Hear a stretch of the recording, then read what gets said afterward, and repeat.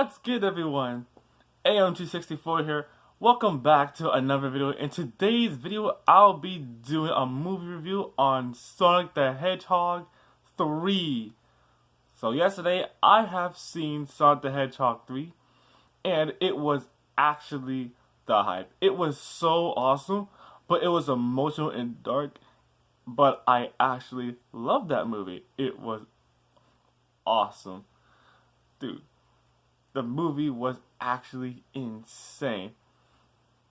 So before I get into the movie review, there will be spoilers in this video. So if you guys haven't seen Sonic the Hedgehog 3 yet, go check it out right now, then come back to this movie review video so you can hear my thoughts and hear what the movie's really about.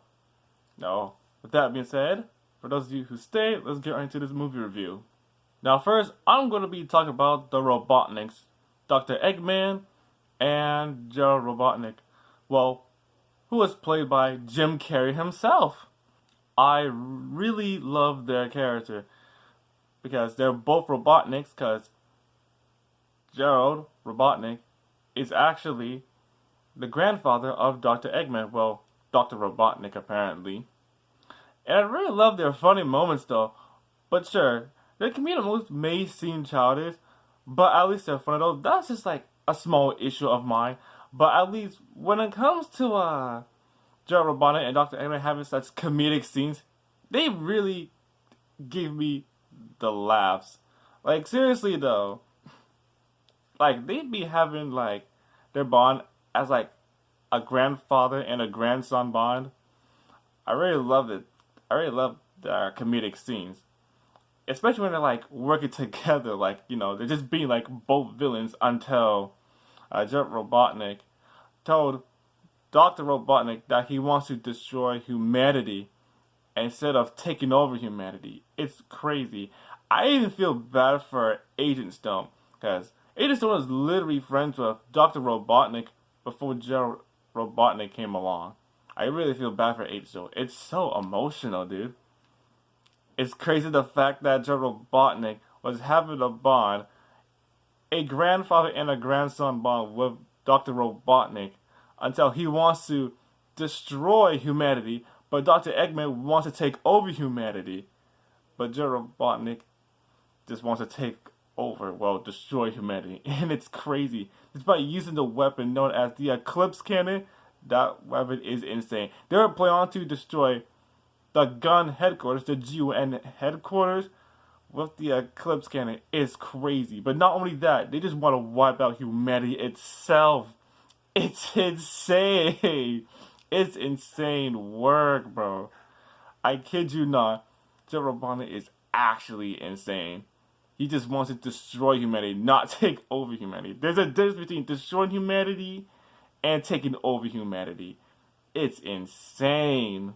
Next, we are going to talk about Shadow the Hedgehog, the ultimate life form. Now, Shadow the Hedgehog, he's actually a tragic character because what he has actually gone through. Like, for example, when he goes back to the base where he came from, he remembers that he had like a bond with Maria. He was friends with her. Like, you know, they were having good times. And I remember in this one scene, they were actually like outside of the base, looking at the stars. Like, dude, Shadow's backstory is so tragic.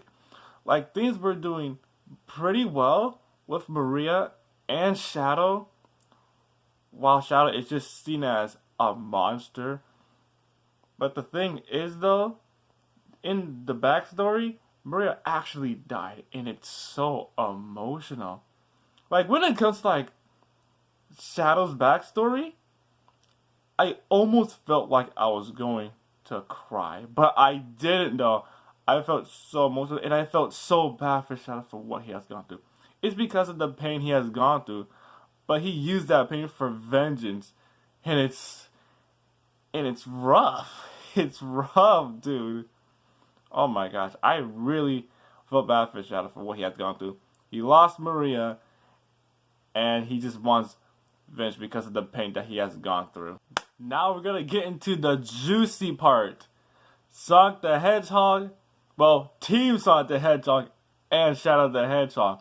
But before I get into it, the references in the movie are insane, but they were epic. The references are so insane, bro. I kid you not. Now, let's get into the action. Now, in the beginning of the film, Shadow the Hedgehog breaks out of the pot and knocks down the hell out of those soldiers in one hit, putting them to sleep. That scene was insane. And he just escapes out of that base and just like travels to Tokyo. Well, Tokyo, Japan. It's crazy. In the next scene, Team Sonic actually teamed up with Gun Headquarters until later on they find out that Team Sonic took the key. And then Gun Headquarters is like, we shouldn't trusted them. Like, dude, the switch up is crazy. Okay, now back to the action though. So Sonic, Tails, and Knuckles, they travel to Japan and they encountered Shadow. And my god, Shadow was going insane.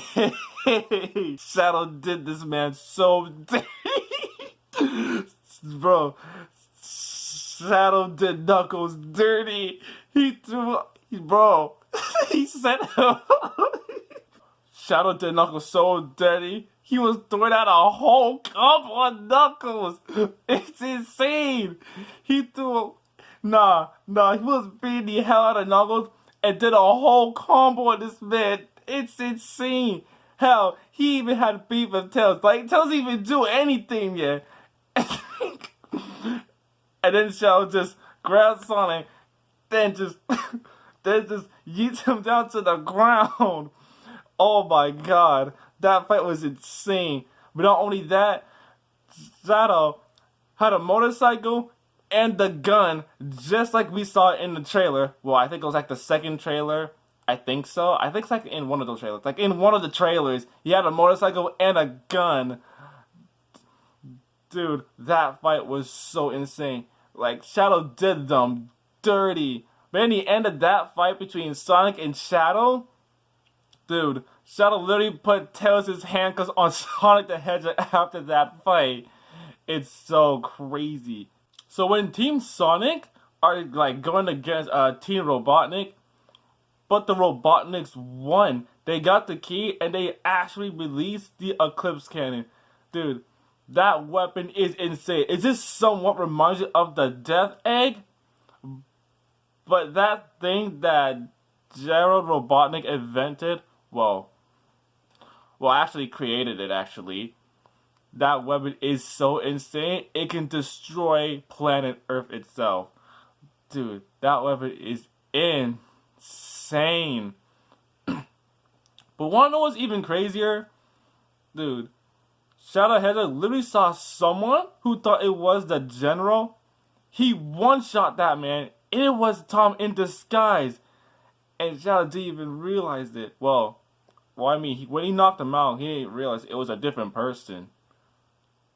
But Sonic the Hedgehog actually snapped after Shadow actually knocked Tom out. Sonic's like, what did you do? Then Shadow's like, what I have to. It's crazy. Nah, bro. That line is crazy. Sonic got so pissed, he decided to use the Master Emerald. Like, dude, he just trying to do his whole thing. So, he took the Emerald, he took the Master Emerald, just to go supersonic, and pull up to the Eclipse Cannon just to fight Shadow the Hedgehog. Bro, this beef is insane. It's insane. And then they both crash to Earth just to have that fight. But when the Chaos Emeralds got separated, dude, Sonic and Shadow tried to reach for the emeralds, and they both went super forms. Bro, Sonic went back to Super Sonic, but Shadow became Super Shadow. And then they just turned this entire fight into a goddamn Dragon Ball Z fight. It was insane. Nah, bro. When they fighting, they cause so much earthquakes. Hell, even when someone was beating the hell out of Shadow, they be traveling through worlds. And it's crazy. And he sent Shadow flying to the moon with that uppercut. Dude, it was insane. Nah, that fight was crazy. That is some Goku and Vegeta shit right there. I'm sorry. I was way too high. Dude, the crowd was going wild in the theaters. They were going wild, and I had to join in, fam. When the song was about to finish off Shadow, you realize something that, well, the pain that he gone through, this isn't even him at all, because the pain he has gone through, he didn't even let the pain, take over him just to have vengeance. But Shadow did. He had the pain that he had gone through. But sure, he had good times with Maria until Maria died. And this is where the pain literally comes from, until he used that pain for vengeance. Sonic and Shadow had to team up to save the world and stop that Eclipse Cannon.